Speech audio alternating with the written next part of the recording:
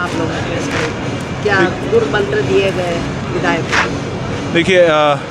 मांडव में 2 दिन का नव संकल्प शिविर का आयोजन किया गया है, जिसमें हमारे तमाम विधायक साथी और कांग्रेस पार्टी के हमारे प्रभारी, हमारे अध्यक्ष जी,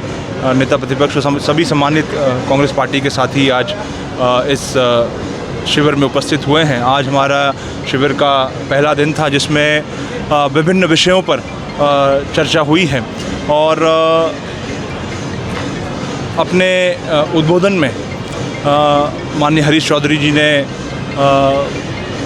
ये कहा है, इस बात पर जोर दिया है कि हमें पुरानी चीज़ों को भूल करके नए सिरे से पूरे संगठन को खड़ा करने का काम हमको करना है और कार्यकर्ताओं की जो आवाज़ है उस आवाज़ को आगे बढ़ाने का काम करना है। ये उनका इस बात पर उनका जोर था। और आदरणीय जितू पटवारी जी ने कहा कि संगठन जो है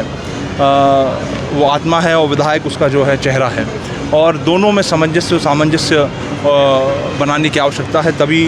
हमने जो लक्ष्य निर्धारित करे हैं उन लक्ष्यों के निर्धारण की पूर्ति करने का काम होगा। आदरणीय उमंग सिंगार जी ने अपने उद्बोधन में जिस प्रकार से आज जो पूरे प्रदेश में हमारे जो किसान साथी हैं, उन किसान साथियों के साथ जो वादा खिलाफ़ी हो रही है, जो हमारे नौजवान साथी हैं जो बेरोज़गार हैं, और जो लगातार हमारे आदिवासी और हमारे दलित साथियों के ऊपर जो अन्याय और अत्याचार हो रहा है, उसको लेकर के एक संघर्ष और एक नए संकल्प के साथ उनको उनका हक दिलाने का काम जो है कांग्रेस पार्टी आगामी दिनों में जाकर के करने वाली है। और आज के इस अवसर पर वर्चुअली हमारे पूर्व मुख्यमंत्री आदरणीय कमलनाथ जी वो भी जुड़े थे और उन्होंने मध्य प्रदेश के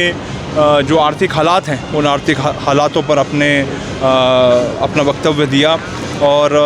गंभीर चिंता उन्होंने व्यक्त की। और उनका कहना है कि जिस प्रकार से जो सरकार लगातार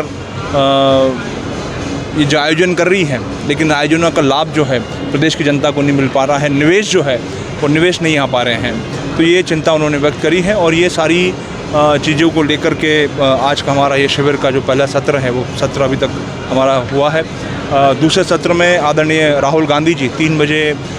वर्चुअली हमसे जुड़ने वाले हैं। वो भी सभी हमारे विधायक साथियों को सभी को संबोधित करने का काम करेंगे। और इसके अलावा ये जो 2 दिन का हमारा शिविर है, इस 2 दिन के शिविर में विभिन्न हमारे जो विषय हैं, राजनीतिक विषय हैं, उन पर भी हम लोग आगामी इन 2 दिनों में हम लोग चर्चा करने वाले हैं। जहाँ पर ओबीसी का जो 27% जो आरक्षण है, उसके साथ में जिस प्रकार से सरकार जो है उनके अधिकारों के साथ खिलवाड़ करने का काम कर रही है, जातीय जनगणना जिसमें सामाजिक न्याय की जो बात लगातार राहुल गांधी जी कर रहे हैं, वो सामाजिक न्याय को भी को ध्यान में रखते हुए जाति की जनगणना पर भी हम लोग चर्चा करेंगे और कैसे उस विषय को हम लोगों तक उसका लाभ कैसे लोगों तक पहुँचे,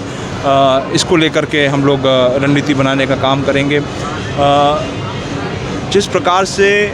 जैसे मैंने पहले भी कहा कि हमारे आदिवासी साथियों के ऊपर लगातार अन्याय अत्याचार हो रहे हैं, हमारे दलित वर्ग के साथ में अन्याय अत्याचार हो रहे हैं, उसको भी हमने संज्ञान में लिया है और इस पर भी विशेष रूप से जो है चर्चा हम लोग करने वाले हैं। आगे कैसे हमारा जो अभी संगठन सृजन का हमारा जो कार्यक्रम चल रहा है उसको कैसे मूर्त रूप दिया जाएगा, इसके ऊपर चर्चा होने वाली है। ज़मीनी स्तर पर किस प्रकार से हमको अपनी रणनीति बनानी है, इन विषयों पर जो है